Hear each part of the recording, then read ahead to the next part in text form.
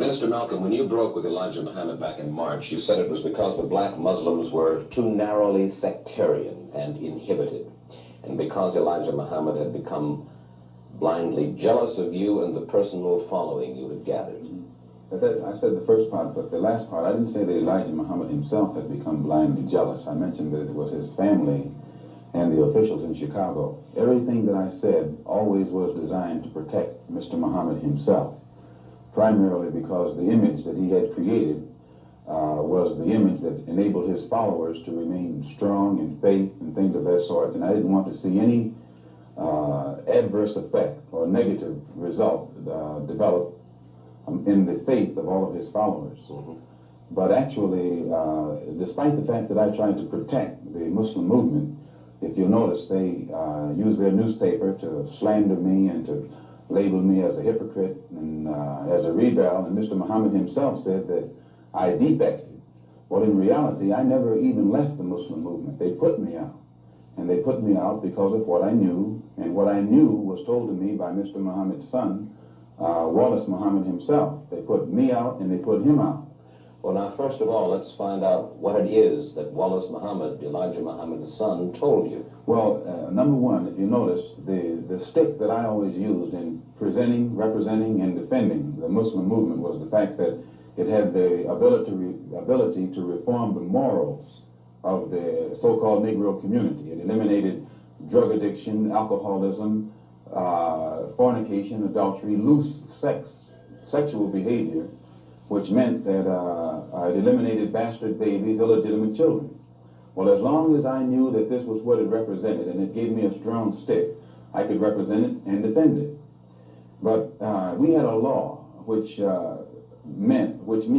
was that whenever any Muslim became involved in any kind of sexual relationship with someone to whom they weren't married, that person would be brought before the Muslim community, humiliated, and then isolated for from 1 to 5 years.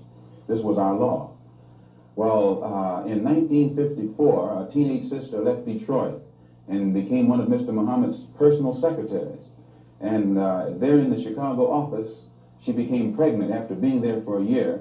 And she was brought before the Muslim community and humiliated and isolated. And a year later, another secretary, this time one from Lansing, Michigan, came to Chicago. She also became pregnant. She was brought before the community and humiliated and isolated. And because the other person was never brought forth during this court session, it was concluded by all of Mr. Muhammad's followers that it was a non-Muslim who was the other party. Well, we grew so rapidly until that in 1957 or 58, the secretarial staff was expanded to, I think, 8 teenage sisters. In 1959, 6 of them disappeared. 2 of them reappeared in Philadelphia about 2 or 3 months later, and they were all right. The other 4 reappeared in 1960. All 4 of them had babies. All 4 of them had become involved with someone and become pregnant and had these children. So it was, from what I now know, when the 4 of them got back to Chicago and began to compare notes, they found that the same man had told all of them the same story and had made all of them pregnant, that the same man was the father of all 4 of their children and had also been the father of the children brought forth by the 2 secretaries who preceded them. So this story was kept among these sisters until 1962. 2 of them rebelled against the person who was responsible and began to tell the story all over the city of Chicago. It caused many of the Muslims in the Chicago mosques to leave and go back out in the street. They knew it, and I knew nothing about it until 1963 when Mr. Muhammad's son, who had been in prison, came out, and he had been a minister. He was very religious and spiritual, and when he began to hear these rumors around Chicago, he went to one of the sisters, and the sister admitted to him that the rumor was true. And it was he who first told me about it.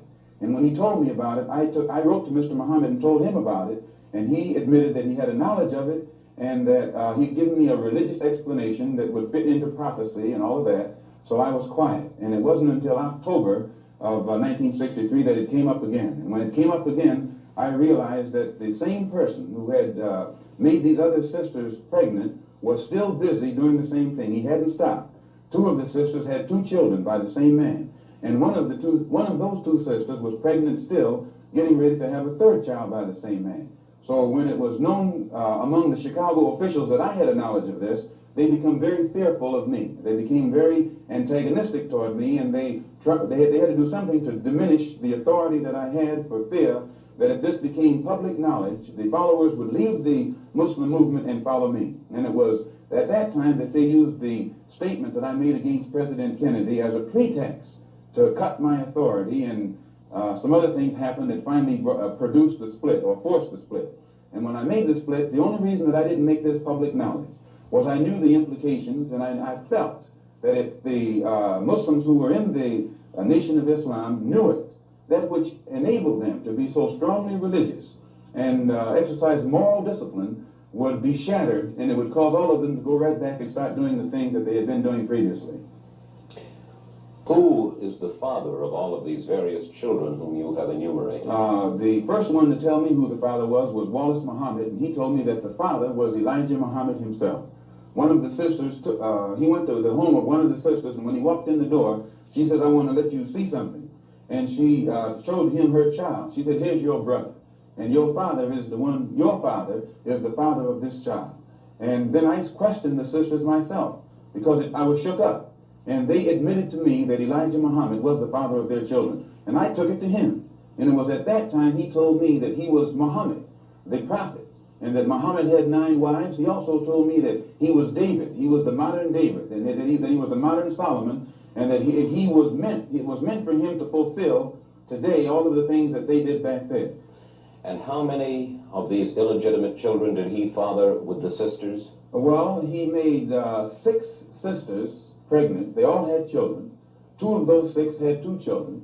One of those 2 is having a child right now. I am told that there is a 7th sister who is supposed to be in Mexico right now, and she's supposed to be having a child by him. For one thing, when you first separate from your wife, it's a physical separation, but it's not psychological. You still have feelings for her, and you protect her. But after the physical separation has taken place for a while, it becomes a psychological separation.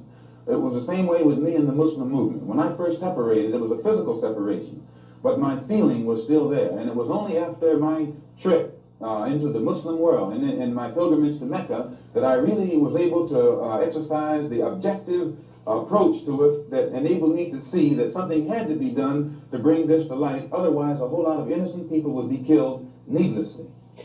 Well, these revelations that you are now making about Elijah Muhammad, what effect should they have on his following? God has made me a better man for you than Malcolm X. I'm standing where Malcolm would have stood if he had the character to stand where I'm standing. And frankly, it ain't none of your business. What have you got to say about it? Did you teach Malcolm? Did you make Malcolm? Did you clean up Malcolm? Did you put Malcolm out before the world? Was Malcolm your traitor or was he ours? And if we dealt with him like a nation deals with a traitor, what the hell business is it of yours?